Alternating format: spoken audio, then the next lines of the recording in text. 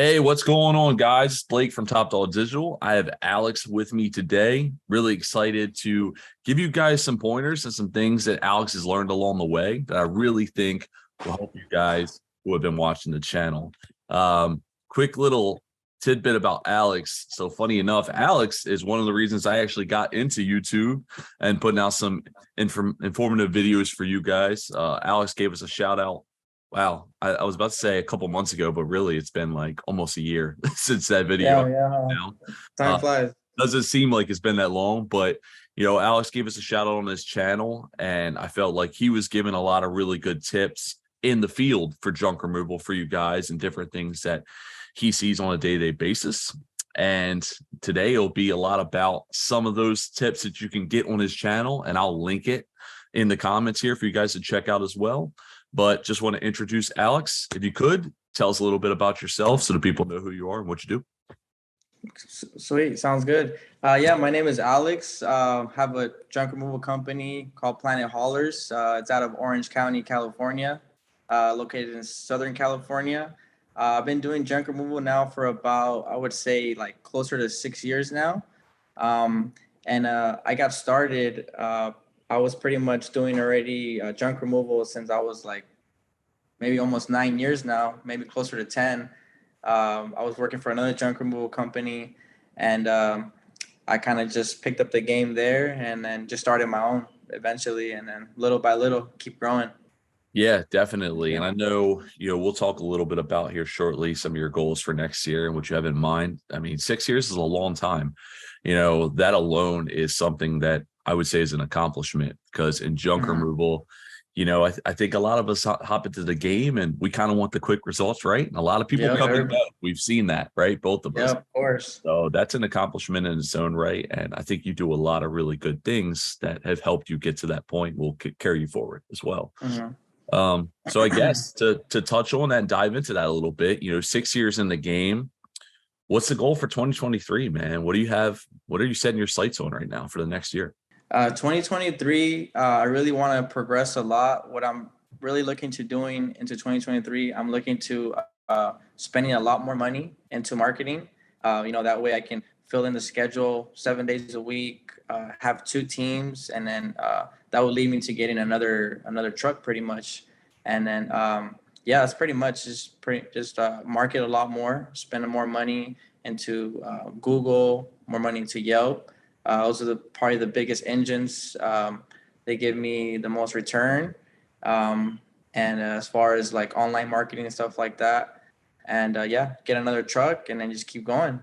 Yeah. So one thing I'll touch on, because I noticed just from you and all of my California clients as well, some others on the West Coast and then my East Coast clients, Yelp only works for you guys. Yeah, Like, yeah, for whoever sure. watches the channel right now who's on the Yeah. East Coast, don't do Uh-huh. it. Just take my word for it. I promise. If you're on the West Coast and you're in Yeah. California, though, Yelp is very good. So Very true. I do want to make that known, because I do not want somebody on the East Coast to say, "Oh, Yelp, all right, cool," and Yeah. then find out the hard way. No, Um, that's very true. People hit me up from like East Coast, and I always tell them don't do it on Yelp over there because they consider it the Yelp mafia over there. They don't help you out at all. But in Southern California, luckily over here, it works really good. So that's a good thing. If you're living in SoCal around here, California, then you're good to go. Yeah, I don't know. I don't know what the difference is between the two. I know Midwest, a little bit of Hmm. Midwest works for Yelp too.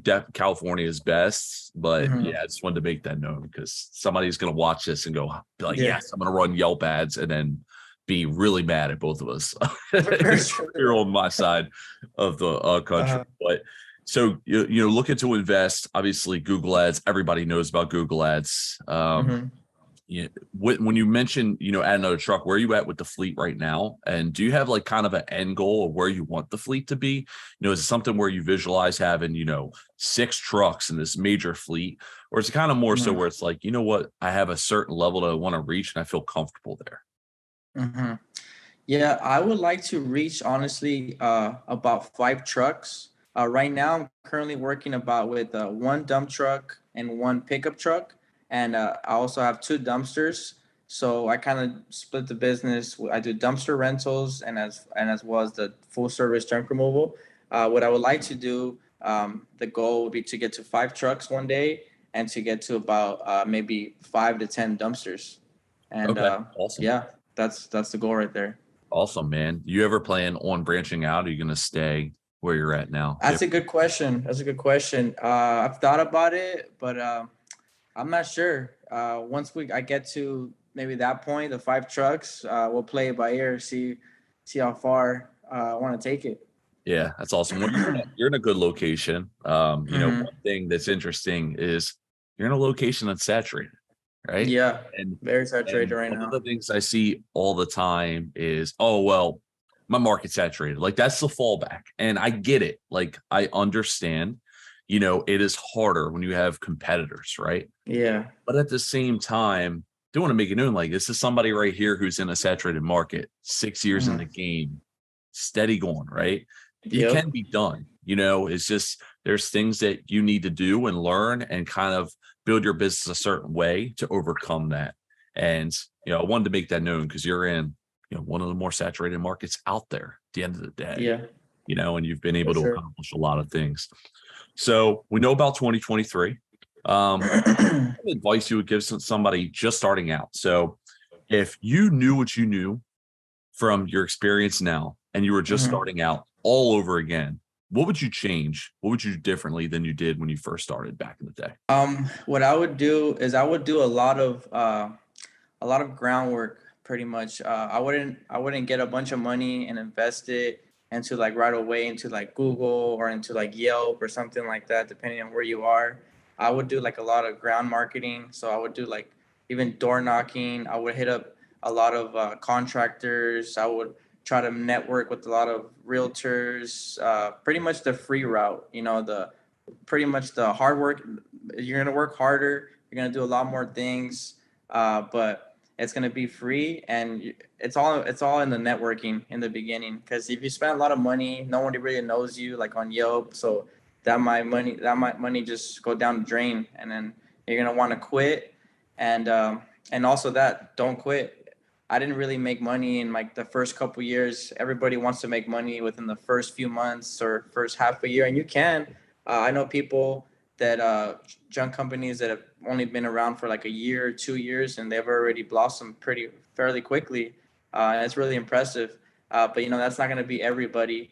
So I would say don't quit if you're in it for like 6 months or a year, because people hit me up telling me like, oh, I haven't really had much success in like the first few months or half a year. And I tell them, look, man, it took me like a couple years to start making some decent money. So it takes time. Good things take time. And if you quit too soon, you'll never find out. So yeah, just keep at it. Don't stop.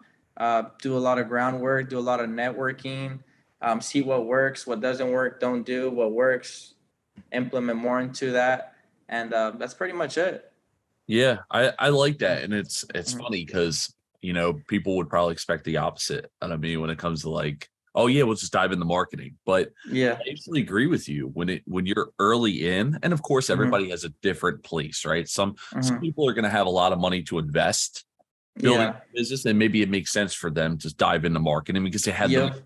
kind of, speed it up a little bit, right? Hmm. But a lot of people come in on calls with me or with Chase, and they're not ready yet. And we Yeah. know They don't have too much capital. Yep. they don't really have much money, right? Like the investment Hmm. is something they're not quite prepared for. And Hmm. if you're brand new and you're just starting out, it doesn't mean that you need to automatically dive right into marketing. I do believe that you need to learn some things first in most cases. If you don't know how to sell, Hmm. marketing's not you're not ready for marketing. It's not for you right now because you're going to get Yep. opportunities in if you're with someone who's good, and then you're not going to be able to sell them. So you're going to lose some money either way. Um, Yeah. Exactly. the boots on the ground marketing, those are things that'll teach you the industry and how to Hmm. navigate and to prepare yourself and build before you dive into marketing, right? Yeah. So I agree with you there, actually. And I Yeah. think I typically for me, the timeline I normally look at is unless you have a lot of capital and you're looking to just right now build, usually you Hmm. should give yourself at least 3 to 4 months. Typically, Yeah. people dive into marketing between 6 to 8. Hmm. No. Yeah. One more thing too, I would say is that don't drop your prices too low.